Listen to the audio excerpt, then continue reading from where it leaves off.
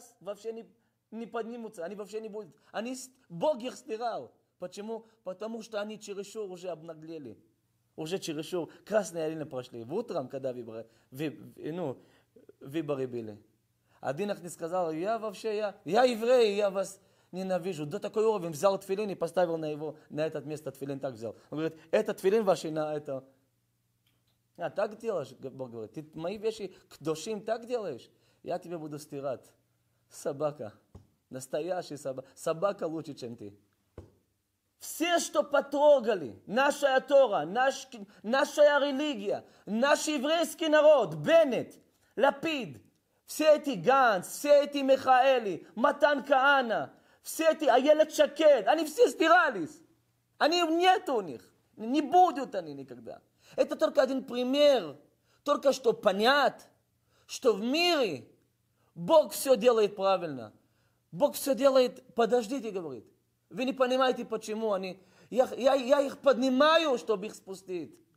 Что вы поняли? Люди, что гордятся, у них есть гордость. И они на Богу делают... Он гордится на Богу. Он сагавал Всевышний. Он говорит Богу, кто ты? Кто эти твои дети? Я лучше, чем ты, лучше, чем они. Ты нету, хас вешалом. Бог говорит, я их поднимаю.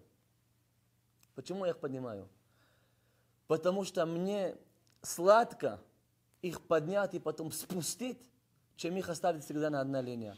Когда человек на одна линия, на один такой пульс, такой какой-то децибел один, он всегда так.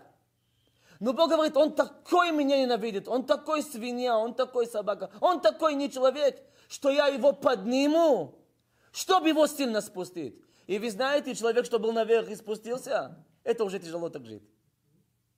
Бог не фраер. Я уже 9 лет в Москве, в Вене, в Германии, а где я не был в мире, в Нью-Йорке, в Америке, а где я не был, в Израиле, везде, на русский язык, я, может быть, каждый второй, третий урок говорю, Бог не фраер. Бог в конец с каждого счет закроет.